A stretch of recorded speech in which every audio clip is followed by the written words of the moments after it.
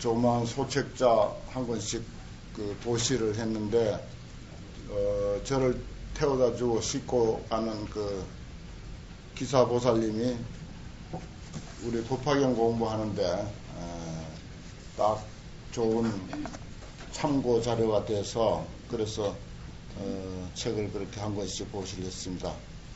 사랑의 부처님이다. 그 부제가 법화경 이야기입니다. 그 전에 불교신문에 제가 연재했던 건데, 그걸 이제 법화경을 뭐 구체적으로 다 싣지는 못했지만은 중요한 것만 짚어가면서 법화경을 이해하는 데 도움이 될 그런 내용들을 실었습니다. 그거 읽어보시면 아마 상당히 참고가 될 줄 믿습니다.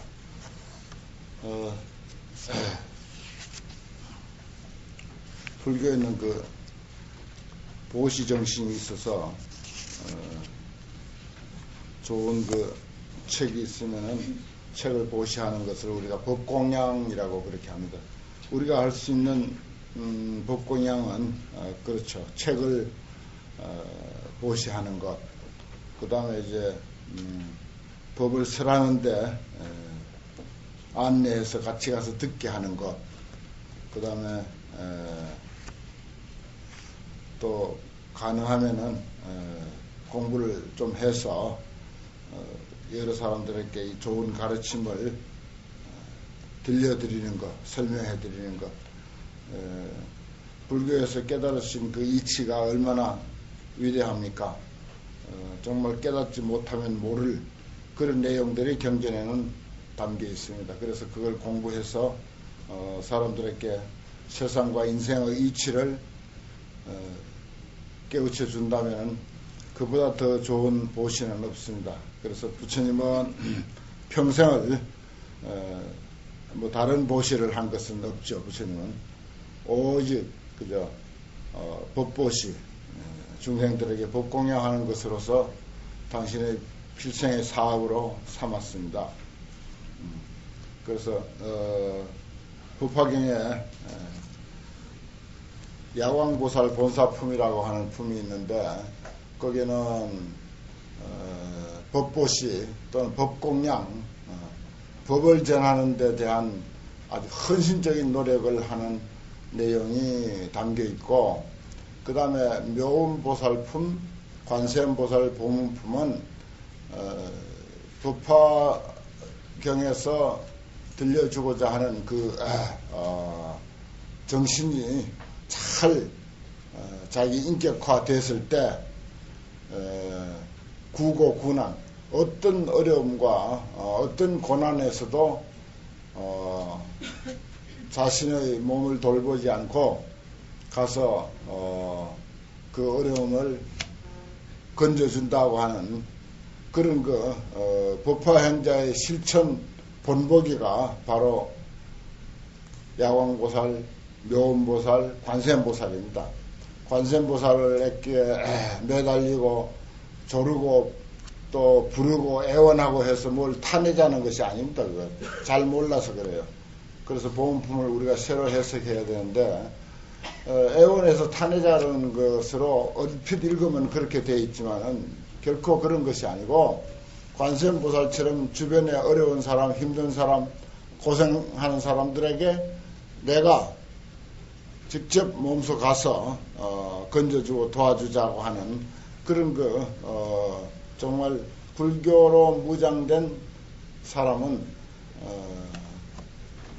사회에 또는 이웃에 우리 주변에 그런 힘들고 고통받고 있는 사람들을 가서 도와줘야 된다고 하는 그런 도와주는 사람의 본보기를 보인 것이 관세음보살이에요. 결코 관세음보살에게 매달려서 뭘 타내자는 게 아닙니다.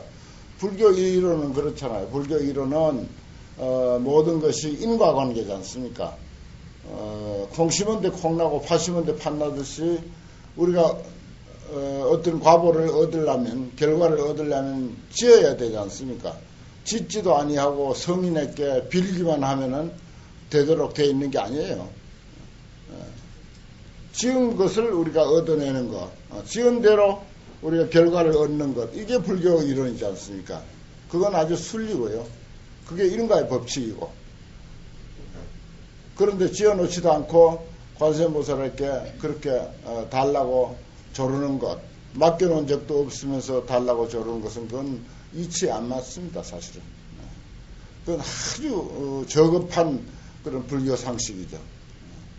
사실은 그 관세음보살처럼 우리가 불교로 무장됐을 때, 불교 정신으로 무장됐을 때 어려운 이웃을 몸소 가서 불에 타는 사람은 구제해내고 물에 빠진 사람은 건져내고 또 아주 어려운 고난에 처해 있는 사람 가서 구제한다는, 그야말로 구고구난, 고통에 있거나 어려움에 있는 사람들을 구제해내는 그런 불자의 보살행 또는 그 사회에 해양하는 그런 본보기를 보여준 것이 관세음보살입니다. 우리도 그렇게 하자 하는 그런 뜻이죠, 그게. 그런데 이제 그저 지어놓지도 않고 무한정 그저 조르고 애원하고 하는 그런 뜻으로만 이제 이해하고 있는데, 그런 것도 이제 현대에 와서는 바르게 이해돼야 되지 않겠나 그런 생각을 합니다. 오늘은 그 지난 시간에 이어서 24쪽 중간에 석가의 미래와 동일하다. 부처님께서 상서를 놓았죠. 상서를 보였습니다. 그 대중들이 상서를 궁금해 하는데 미륵보살이 이 상서를 누구에게 물어서 해결할 것인가 곰곰이 생각하다가 아마도 문수보살이 제일 잘 알고 있을 것이다 해서, 그래서 이제 문수보살에게 물었는데, 문수보살은 경험이 많아서 당신이 과거에 보았던 그런 이야기를 쭉 이제 설명하는데, 1월 등명 부처님의 과거의 예와 똑같더라. 그러면서 하나하나 맞추어 가는 거죠. 앞에서는 석가의 현재와 동일하다라고 했고, 또 석가의 과거와 동일하다라고 했고, 그 다음에 석가의 미래와 동일하다. 무엇을 따져보더라도 오늘날 석가모니 부처님이 하시는 일은 과거 1월 등명 부처님이 하신 일과 너무나도 동일하다. 그렇기 때문에 틀림없이 1월 등명 부처님이 그랬듯이 석가모니 부처님도 역시 묘법연화경 지상에서 최고의 가르침, 수억만 책 중에서 단 한 권을 선택하려면 기꺼이 법화경을 선택할 수밖에 없는 이 위대한 가르침을 설하려고 하는 것이다. 문수보살이 그렇게 증거를 대면서 석가모니의 미래도 그 1월 등명불의 미래와 같았다. 이런 이야기를 지금 하려고 하는 것입니다. 시우보살은 그때 보살이 있었으니 이름이 묘광이라. 미묘할 묘자 빛광자, 아름다울 묘자 빛광자요. 빛은 뭐라고요? 지혜를 상징하는 것이다. 문수보살의 전신입니다. 유 800제자가 있었다. 그때 1월 등명 부처님이 삼매로조차 일어나서 묘광보살을 인해서 대승경전을 설했다. 이름이 뭐라고? 묘법연화다. 교보살법이며 불소호례입니다. 여러 번 나오니까 앞에서 나왔죠. 60소급 또한 불기우자라. 자리에서 일어나지 않고 시외 청중도 역자일체라. 듣는 사람도, 설하는 사람도 60소급 또한 자리에 앉아있고, 듣는 사람도 또한 한 곳에 앉아서 60소급을 신신부동이야 몸과 마음이 움직이지 아니하고 다 아주 일심으로 청불소설이라. 부처님이 설하신 바를 듣는데 마치 그 느낌이 위의 식경이다. 우리 잠깐 쉬는 시간에 간식하는 시간, 식경, 식사하는 시간 정도밖에 걸리지 않더라. 배고플 때 식사하는 게 눈 깜짝할 사이에 한 끼 먹잖아요. 마치 60소급 동안 법화경을 설하는 사람도, 법화경을 듣는 사람도 그 공부가 그렇게 재밌어서 한 끼 밥 먹는 것 같이 느껴졌다. 이런 표현입니다. 참 이런 것도요, 이 시대에 좀 해이해진 우리들의 정신하고는 참 차이가 많죠. 시시중중에 그때 대중 가운데서 무유 1인도 약신에 어떤 한 사람도 몸과 마음에 이생해권 게으르거나 해태하는 사람이 없었다. 1월 등명 부처님이 60소급에 설시경이 하시고 이 경전을 설에 마치고 범천과 마와 바라문과 사문과 바라문과 그리고 천인 아수라 대중 가운데 이선 차은하되 이러한 말을 했다. 뭔 말인가 하니 열애가 금일 중야에 오늘 한밤중에 당입 무여열반 하리라 하시니라. 무여열반 하면은 남음이 없는 열반, 그래서 완전한 정멸 이런 뜻이죠. 죽음에 뭐 쉽게 표현해서 열반에 들겠다 그런 뜻입니다. 법화경을 다 설하고 나서 말하자면 한밤중에 열반에 든다 이런 말을 했다는 거예요. 예언을 그렇게 한 겁니다. 마찬가지로 서가모니 부처님도 법화경 설하고 열반에 든 것으로 되어 있습니다. 시우보살하니 명이 덕장이라 이름이 덕장이라 1월 등명 부처님이 즉수기기라 그 사람 마지막으로 덕장이라고 하는 보살에게 수기를 이제 주었죠. 고제 비구하사대 덕장보살이 다음에 마땅히 부처를 지으리니 호알 정신 다타 아가또 아라하 삼맥 삼부타라 하리라. 부처님이 수기에 마치시고 곧 중야의 한밤중에 무여열반에 들었다. 부처님이 멸도한 뒤에 묘광보살이 묘법연화경을 가지되 80소급 동안 80소급이 차도록 위인연설 남을 위해서 연설했다. 그러니까 1월 등명 부처님이 열반에 들고 그 다음에 묘광보살이라는 보살이 있었는데 그 보살은 80소급 동안 또 묘법연화경을 설했다 하는 것입니다. 1월 등명불 8 제자가 아들이 계사 묘광하니 그러니까 1월 등명불이 8 아들이 있었는데 전부 이제 묘광보살에게 스승으로 여기고 거기서 공부를 하게 됐다 하는 거죠. 그리고 묘광이 교화해서 그들로 하여금 안욕따라 삼맥 삼보를 견고하게 했다. 아주 뭐 딱 그냥 굳혀가지고 더 이상 퇴전하지 않도록 그렇게 했다. 시제왕자가 무량 백천만 부처님께 공양하고 나서 개성불도하고 다 불도를 이루고는 그 최후 부처님이 성불한 사람의 이름이 연등이었다. 연등 부처님은 또 금강경에 의하면 이제 서가모니 부처님께 수기를 한 서가모니 부처님의 과거 스승이었다. 이렇게 이제 되는 거예요. 연등 뭡니까? 밝힐 연자 등불 등자 등불을 밝히다 그렇습니다. 등불을 밝히다. 그래서 이게 말하자면 성불합시다. 지혜를 밝힙시다. 지혜의 등불 밝힙시다. 우리는 그 부처님의 가르침에 더욱 박차를 가해서 우리 마음을 지혜의 등불로 밝힙시다라고 하는 운동이 등불 다는 거예요. 그걸 상징하는 것입니다. 그래서 옛날 신라 때부터 팔관회라든지 뭐 연등축제라든지 하는 것이 그 뜻입니다. 그 뜻이 이제 쭉 전성되어 와가지고 우리나라에 근래 참 서울서 연등축제는 정말 세계적인 축제가 됐죠. 연등할 때 꼭 이 태울 연자를 해야 합니다. 연꽃 연자 등불 등자 아니에요. 많은 등불 가운데 아주 극소수가 그저 연꽃 등불일 뿐인데 그걸 로투스 뭐 랜턴 페스티벌 이렇게 이제 영어로 번역해 놓으면은 그래가지고 여기서 연등 축제 그 기획 팀들하고 얼마나 다퉜는데도 그게 안 고쳐지는 거야. 그냥 랜턴 페스티벌 해도 세계에서 다 통해요. 그냥 등불을 밝히다 해도 아무 이상이 없는데 언제 누가 뭣도 모르고는 그냥 로터스 랜턴 페스티벌 이렇게 영어로 번역해 놓으니까 그만 한번 그렇게 해서 무슨 저 팜프렛이라든지 안내문서에다 한번 나가 놓으니까 그 다음부터는 계속 그렇게 연꽃등 축제로만 계속 외국에 소개되는 거예요. 이런 것들도 이제 스님들이 앞으로 바로 잡아야 된다. 고쳐야 돼요. 그냥 등불을 밝히는 축제야. 거기는 연꽃등도 있고 용등도 있고 뭐 요즘 뭐 서치라이트도 있고 무슨 뭐 별별 그런 그 등이 다 있지 않습니까? 얼마나 등의 종류가 다양합니까?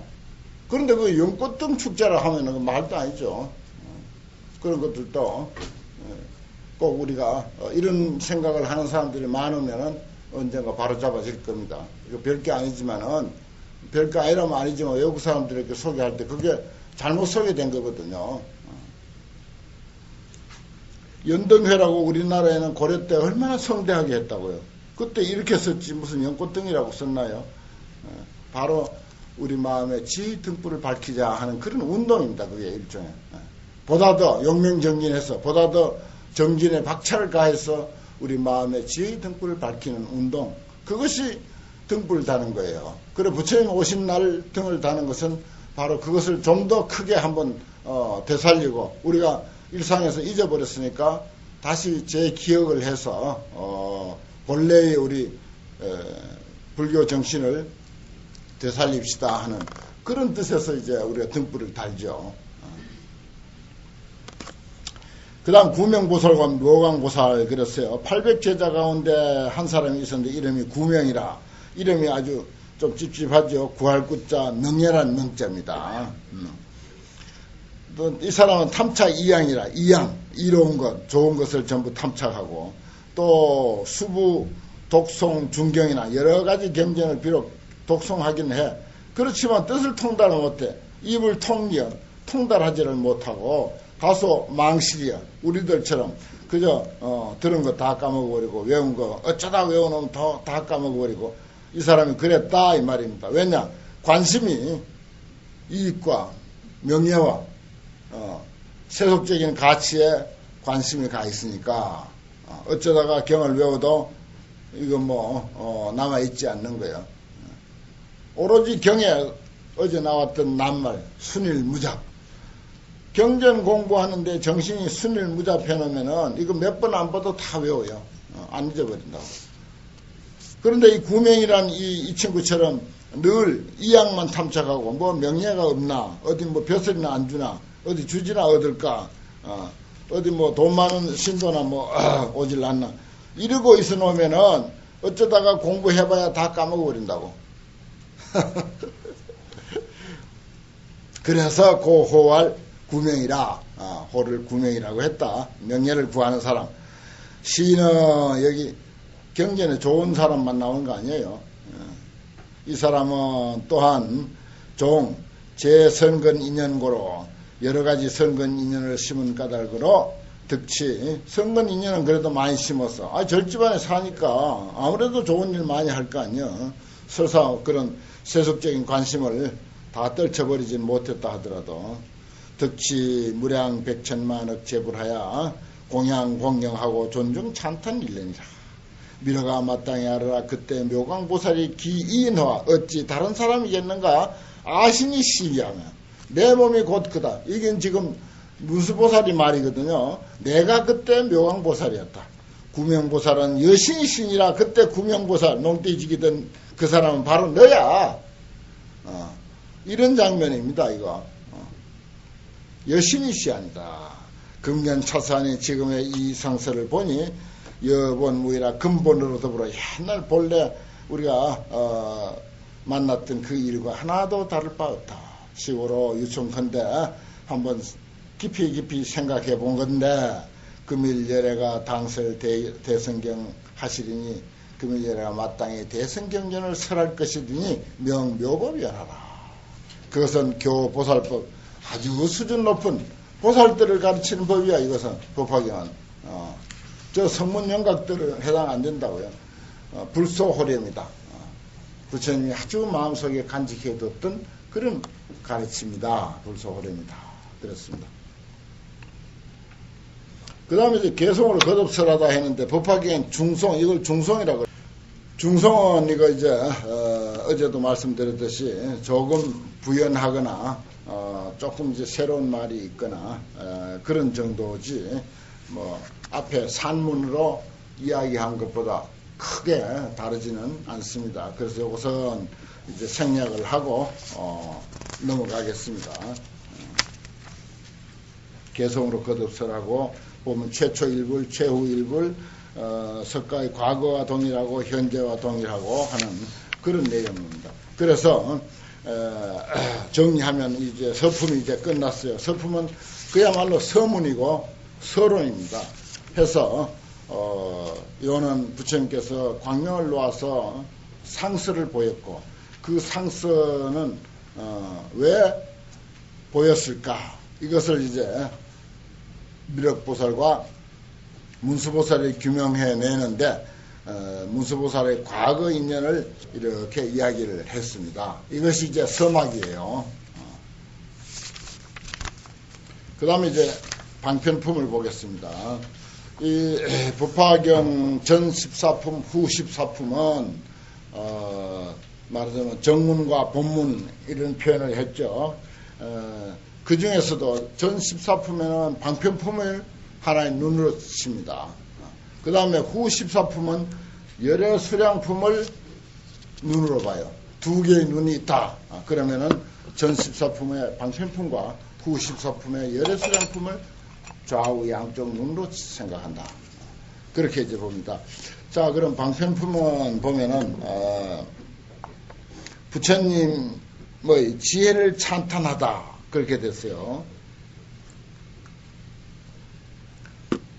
우리가 불교하면 이제 뭐겠는가? 부처님의 깨달음의 지혜, 그 지혜에 의한 가르침, 이걸 이제 불교라고 합니다. 이 법화경에서 표현할 수 있는 내용 끝 여기서 이제 표현을 하고 있습니다. 그 다음에 이제 삼성을 열어 일불성을 보이다. 법화경이 어제 보였듯이 회삼귀일 삼성을 여기서 열어라고 했는데 모아가지고 일불성으로서 부처의 삶으로 모두 회귀시키는 그런 가르침이다. 크게 나누면 그렇게 두 가지 과목이 있을 수 있어요.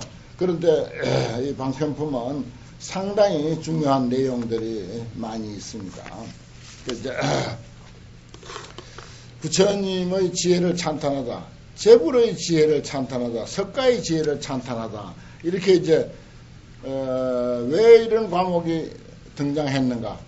석가모니가 아무리 뭐 6년 고행하고 깨달았다 하더라도 저것이 과연 믿을만한 지혜인가? 그것도 우리가 의혹을 품으려면 품을 수가 있습니다. 그래서 아니야. 석가모니의 지혜만 출중한 것이 아니라 그 지혜는 과거 부처님의 지혜하고 동일해. 그래서 증거가 된 거야. 증명이 된 석가모니의 지혜이기 때문에 우리는 마음 놓고 믿어도 된다. 그런 뜻입니다. 그래서 이제 과거 불장, 현재 불장, 미래 불장, 재불장, 석가모니 불장, 오불장이라고 하는 것도 나와요. 그때 세존이 삼매로조차 안상이기하사, 이 좋은 낱말 하나 나왔습니다. 안상이기. 삼매로부터 안상이 일어났다. 우리 저 초발심 자경문에 요수 안상 그랬죠. 집방에 요수 안상하라. 우리가 바루대를 잡고 놓고 숟가락 젓가락을 잡고 놓고 할 때 어떤 자세로 해야 되는가? 안상이 하라. 아주 이게 우리말로는 표현할 길이 없어요. 편안하게, 그리고 아주 섬세하게, 자세 상태는 아주 미세하게 0.1mm도 불필요한 동작은 하지 않아야 되는 게 상자입니다. 그리고 우리가 죽비 칠 때도요, 손을 이렇게 들고, 뭐 입선죽비나 선방에서 입선죽비나 뭐 그런 거 칠 때도 손을 이렇게 들고 뚝뚝 이렇게 치고 이렇게 해서 높이고 하는 거, 이게 아주 불필요한 동작입니다. 딱 들고, 들만치 1mm도 더 들 필요가 없으면 안 들어야 돼요. 딱 들만치 딱 들고는 딱 아주 간결한 동작, 가장 간결한 동작, 이게 안상이야. 아주 보기도 거북해 보이게 거시장스러운 그런 동작을 하는 건 그건 이제 어떤 불교 정신에 맞지 않고, 특히 선의 아주 간결 소박한 정신에 맞지 않는 동작입니다. 비록 죽비 치는 거 하나까지도 그래요. 그래서 우리가 장삼을 걸고 가사를 걸고 신발을 놓고 하는 게, 이게 전부 하나하나가 선의 정신에 입각한 배열이라 해야 되는 거야. 선의 정신에 입각한 배열. 그래, 그런 것들을 한마디로 표현한 게 안상이야. 그 산매에서 깨어나는데 무슨 죽비 소리가 있겠습니까? 무슨 뭐 후닥닥 뭐 앉았다 자리에서 일어나겠습니까? 그런 일은 전혀 없거든요. 그저 부처님의 마음속에서 조용히 산매에서 깨어났을 뿐이지 전혀 밖으로는 표시가 없습니다. 안상이라는 거예요. 그러면서 그 거대한 산매로부터 깨어났다 하는 그런 뜻이죠. 아주 참 좋은 말입니다. 그리고는 이제 고사립을 하사대. 이제 부처님 말씀은 처음이죠. 저 앞에는 이제 그야말로 서론이기 때문에 어떤 배경 설명만 했습니다. 제불지혜는 사리불에게 고사대 모든 부처님의 지혜는 심심무량이시고 찬탄부터 하는 거예요. 심심무량이야. 매우 깊고 한량이 없다. 그 지혜의 문은 난해난입니다. 이해하기도 어렵고 들어가기도 어렵다. 일체 성문과 벽지불의 소불능지다. 성문 벽지불 이 사람들은 알 까닭이 없는 그런 경지야. 성문은 뭐죠? 사제 팔정도를 닦는 수행자죠. 그 다음에 연각은 성문은 인연도리, 연기도리를 12년 또는 연기도리를 수행하는 수행자가 벽지불입니다. 그러니까 이 법화경에는 그걸 그렇게 장의하질 않아요. 사제, 팔정도나 12인이나 연기나 공 같은 거 크게 장의하지 않습니다. 공에 대한 이야기는 가끔 한마디씩 하긴 하지만은 그건 저 연각들이 닦는 거예요. 공돌이는. 소불능지나 그들은 그런 공부한 사람으로서는 능히 알 수가 없는 경지다. 소이자하오 까닭이 무엇인가? 불정친근 부처님은 일찍이 백천만억 무수 제불을 친근해서 진행 제불 무량 도법이라 모든 부처님의 무량한 도법을 모두 다 행했다. 그래서 용맹정진해서 명칭이 보문이야. 그 소문이 널리 퍼졌어. 그리고 심심미정유법을 성취했어. 수의소설인 의치나행이라 또 그들이 편의를 따라서 마땅함을 따라서 설하는 바. 그런데 아이들에게 예를 들어서 아이들이 우니까 문 밖에 호랑이가 왔다라고 하는 그 말을 아이들은 못 알아들어요. 어른들은 알아들어. 아이들에게 밖에 호랑이가 왔다 하는 게 수의소설이야. 상황에 따라서 말하자면 상대의 근기에 맞춰서 이야기하는 거야. 그걸 아이들이 어떻게 알 거야? 모르는 거야. 어치난해야. 그래서 경전에 부처님이 이러고 저러고 설명해 놓은 걸 이걸 도대체 무슨 생각으로 또 어떤 수준에 맞춰서 이렇게 이런 말씀을 했는가 이건 우리가 잘 몰라요. 그러니까 우리가 불교 전체를 아주 깊이 있게 연구하면은 그건 이러이러한 대상을 염두에 두고 설한 것이다 라고 하는 것을 대강은 짐작하지만은 모든 사람에게 다 해당되는 게 아니에요. 그야말로 84,000 법문은 84,000 종류의 병에 맞춘 약방문이다, 처방견이다, 이렇게 이제 표현하는데 정말 그렇습니다. 의치난행이다. 이렇게 이제 칭찬을 했습니다. 불지혜에 대해서요. 그 다음에 석가의 지혜를 찬탄함, 사리부라 오종 성불이래로 나도 저 앞에는 재불지혜지만 내도 성불한 이래로 종종 인연과 종종 비유로서 광설 은교 무수 방편하여 광연 은교 널리 은교로서 무수 은교와 무수 방편으로서 널리 연설해 가지고서 중생들을 인도해서 영리 제차이라 모든 집착을 떠나도록 했노니 소이자하오 까닭이 무엇인가? 열에는 방편과 지견의 바람일. 방편과 지혜, 지견하면 지혜나 마찬가지예요. 방편과 지견으로서 전덕에 이르게 하는 그 방법을 개이 구족이니라. 다 이미 갖추고 있다. 사리부라 열의 지견은 광대 시문에서 무량 무해야. 한량이 없고 걸림이 없어.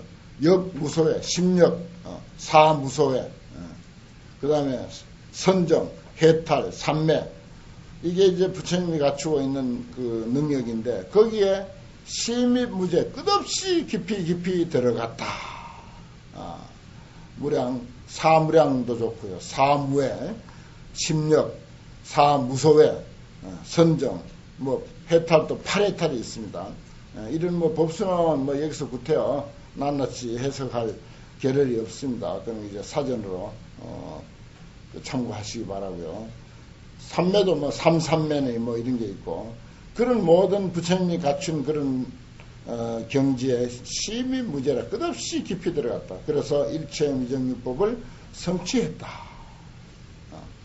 사리부라 열애가 능히 가지가지로 분별해서 교설 제법하시니 여러 가지 법을 아주 잘 설명하시니 은사도 유연해 말이 아주 부드럽고 음성도 좋아 마이크도 필요 없어 열가 중심이라 대중들의 마음을 아주 기쁘게 했어. 이럴 때는 가짜도 기쁠 가짜예요. 아주 기쁘게 했다. 음성만 들어도 그만 그 뜻은 모르고 음성만 들어도 그만 기분이 좋은 거야. 더 듣고 싶은 거야. 무슨 뜻인지는 모르지만 그 음성 더 듣고 싶은 그런 능력을 갖춘 부처님입니다. 사리부라 취요 언제컨대 요점만 들어서 한번 말해본다면 무량무변 미정유법을 불실성취다. 한량 없고 가히 없는 미정유한 법을 부처님은 다 성취했다. 이렇게 이제 요약해서 말할 수가 있다 이겁니다. 이것도 아주 설법하는데 중요한 그 기술이에요. 쭉 이렇게 자세히 장황하게 설명해 놓고 마지막에 아주 간단한 말로서 한마디로 딱 표현해 주는 거. 이거 보십시오. 예. 아주 오래된 경전인데도 표현 방법이 아주 뛰어납니다. 앞에서 길게 설명해 놓고 사리부라 요점만 들어서 내가 말한다면은 무량무변 미정유법을 불실성취다. 부처가 다 성취했다. 이렇게 이제 칭찬을 해놓고 아주 그 어느 경전에도 볼 수 없는 소위 삼지 삼청장이 나옵니다. 에이 그만두자. 내가 재불 지혜도 찬탄했고 내 지혜도 찬탄했다마는 뭐 그만두자. 이 이야기 한들 누가 알아듣겠나 이 말이에요. 그만두자 하는 뜻입니다. 지자가 그칠지 지하라 그만두자 사리부라 불수부설이니 더 이상 이야기할 게 없다. 소유자오 불소성취 제일 희우 난해지 법은 부처님이 성취한 제일 가고 희우하고 난해한 그 법은 유불여불여라야 부처와 부처끼리만이 내는 구진 제법실상이다. 제법실상을 능히 알 수가 있지. 그 외에 뭐 쫄대기 뭐 성문 연가까지 그 상대 안 낸다. 그 사람들 못 알아듣는다. 에이 그만두자. 내가 괜히 말 꺼냈다고. 이런 이야기입니다. 그러면서 또 덧붙여서 소위 제법이라고 하는 것은 제법 모든 존재하면 뭐 이 말소리에서부터 보이는 것 보이지 않는 것 유형 무형 모든 것을 한마디로 표현하면 제법 이렇게 합니다. 여시상 그 나름대로 이와 같은 모양이 있어. 연필하면 연필의 모양이 있어. 여시성 연필은 연필로서의 성질이 있어. 사람도 똑같습니다. 여기서 예를 들어서 뭐 갑이라고 하는 사람 하면 똑같아요. 갑이라는 사람은 독특한 모양을 가지고 있어. 또 독특한 성품을 가지고 있어. 여시체 독특한 체질을 가지고 있어. 연필도 마찬가지야. 또 여시력 독특한 능력을 가지고 있어. 연필은 연필의 독특한 능력을 가지고 있어요. 모든 사람 다 그렇습니다. 예를 들어서 뭐 어떤 그 하나의 능력에 힘이 좀 못 미친다고 해서 그 사람 모든 능력이 다 안 되느냐? 그게 아니에요. 다른 데는 내보다 10배, 20배 나은 면이 있고 또 내가 그 사람보다 10배, 20배 나은 면이 있고 서로가 다 그렇게 장단점이 있는 거지. 뭐 한 가지 자기 기준에 말하자면 능력이 되니 안 되니 절대 사람을 그렇게 판단하는 게 아니에요. 그래서 여시력 그 나름대로 다 능력이 있다. 여시작, 연필은 연필대로의 작용이 있죠. 사람도 마찬가지입니다. 여시인, 말하자면 그 나름의 원인이 다 있고, 여시연, 또 직접 원인을 인이라고 그러고 간접 원인을 연이라고 그러죠. 또 거기에 따라서 결과가 있습니다. 연필로 뭘 썼다 하면은 그 쓴 결과는 글씨가 아니겠습니까? 그림일 수도 있고, 또 거기에 대한 과보, 그것이 이제 어떤 영향을 미치는가 보가 있고, 그리고 또 여시 본말 구경 등이나 처음과 끝이 모두 한결같은 그러한 성질을 모든 존재는 소위 제법은 가지고 있다. 이렇게 이제 이야기를 칭찬만 해놓습니다. 제법에 대한 이야기. 이런 걸 너가 어떻게 알겠냐? 에이, 그만두자. 이런 뜻이죠. 그 다음에 개송으로 겉없설하죠. 중송. 그러니까 고기송이 있고 중송이 있죠. 고기송은 법구경같이 오로지 개송만으로만 돼 있는 걸 고기송 그래요. 중송은 앞에 산문이 있고 그것을 반복해서 또는 좀 더 부연하기 위해서 설하는 것을 중송, 겉없중자, 개송송자. 그래서 겉없설하다 돼 있잖아요. 그래서 요건 또 생략을 하겠습니다. 대중들의 의문이라. 그때 대중 가운데서 성문, 모든 성문, 누진 아라한인, 누가 다한, 번뇌가 다한 아라한인, 아야 교진여 등 1200명과 이 금강경에 나오는 사람들이죠. 1200명, 1250명인데 큰 수만 들었네요.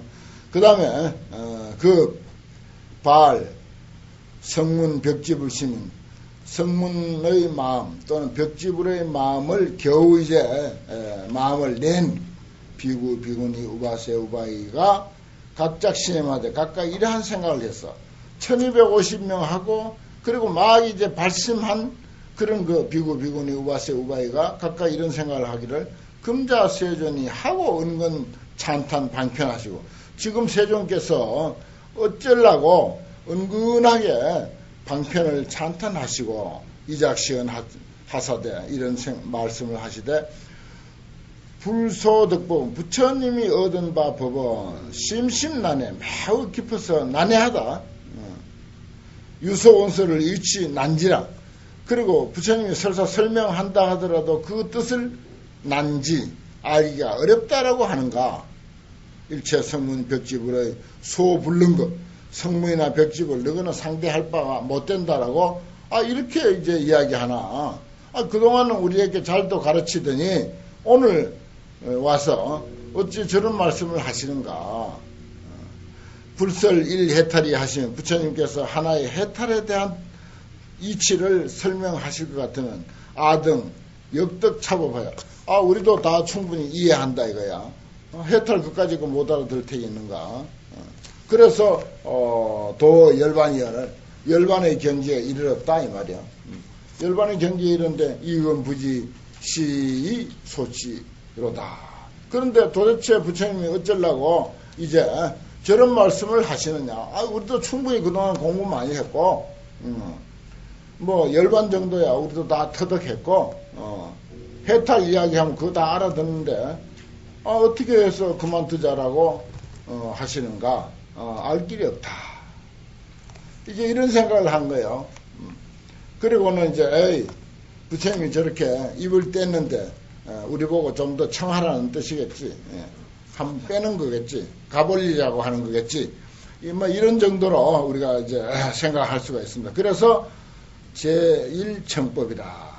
이제 사리불이 누굽니까? 부처님의 그야말로 A급 제자 아닙니까? 그래서 이제 사리불이 청법을 합니다. 그 사리불이 인도 사회에서 최고 지성인이거든. 그리고 아주 영리하고 총명하고 지혜가 뛰어나고 이 사람은요 이해나 사회나 제일 뛰어난 머리를 가진 분이 사리불입니다. 사리불은 지혜도 뛰어나지만 사회도 아주 능해요. 그 불교 역사상 제일 훌륭한 사찰 기원정사죠. 기술급 고동어이라고 하는 금강경의 무대인 기원정사를 전부 설계하고 자재 구입도 하고 감리하고 일체 건축 총 책임을 맡았던 이가 사리불입니다. 그래서 그런 일에도 건축업에도 보통 뛰어난 분이 아니에요. 그런데 사리불 앞에서 말이야 부처님이 싹 무시해버리니까 사리불이 그냥 있을 수가 없죠. 그때 사리불이 지사중심의하며 또 자영미여라 사부대중이 의심하고 있는 것하고 자기 자신도 참 궁금해. 그것을 이제 생각을 해서 백불은 하사된 세존이시여 하인하연으로 무슨 년으로 무슨 인연으로 은근히 제불 제1방편이 심심미묘라고 찬탄만 해서 난의 지법이라고 그렇게 합니까? 아주 이해하기 어려운 법이라고 찬탄하십니까? 아자 성례로 내가 옛날로부터 일찍이 부처님에게 이렇게 말씀하시는 것은 듣지 못했습니다. 우리를 싹 무시하고 에이 괜히 그 말씀 꺼내다가 그만두자 하고 이렇게 하는 예는 아직 듣도 보도 못했습니다. 금자 사중이 지금 사부대중이 함께 유의하오니 다 모두 의심하고 있습니다. 유언세존은 오직 원하오노니 세존께서는 부연사사 이 일에 대해서 한번 부연해서 좀 설명해 주십시오. 이왕 말 꺼냈으니까 세존은 하고 은근 칭탄 심심미묘 난해지부 하시니고 이시 사리불이 욕중선 차이하사 이설 개언하니라. 또 이건 개송으로서 사문으로서 청하고 그 다음에 또 개송으로서 역시 청한 그런 내용입니다. 개송으로서 청한 모두 각자 시간에는 개송 내용도 곰곰이 이렇게 훑어보고 읽어보십시오. 읽어보면 산문에서 없었던 그런 내용도 많습니다. 그러나 대체적인 뜻은 산문의 내용하고 똑같습니다. 그 다음에 제2지 두 번째도 그만두자 이런 뜻이죠. 그때 불고 사리불 하사대 부처님이 사리불에게 고하사대 그만두어라 불수부설이니 다시 더 이상 설할 것이 없다. 약설 시사면 만약에 이 이야기를 한다면은 일체 세간에 제천급인이 개당 경의하리라. 내가 이 이야기를 하기로 하면은 일체 세간과 그리고 모든 천상 사람 그리고 모든 사람들이 개당 경의 모두도 다 놀라고 의심할 거다. 나를 의심할 거야. 저 부처님이 맞나? 진짜 저 부처님인가 하고까지도 의심할 거다. 아니면 아주 놀라거나 그런 아주 엄청난 법이 이야기 되려고 한다 하는 그런 것입니다. 그러니까 이 법화경이요 아주 정말 이 세상에 있는 그 많고 많은 책 중에서 최고 가는 한 권의 책이라고 내가 표현을 했는데 그럴 만한 그 내용이 담겨 있고 또 여기에 벌써 글을 엮어가는 경을 설해가는 그 구성이 벌써 충분히 그럴 만하게 되어 있지 않습니까?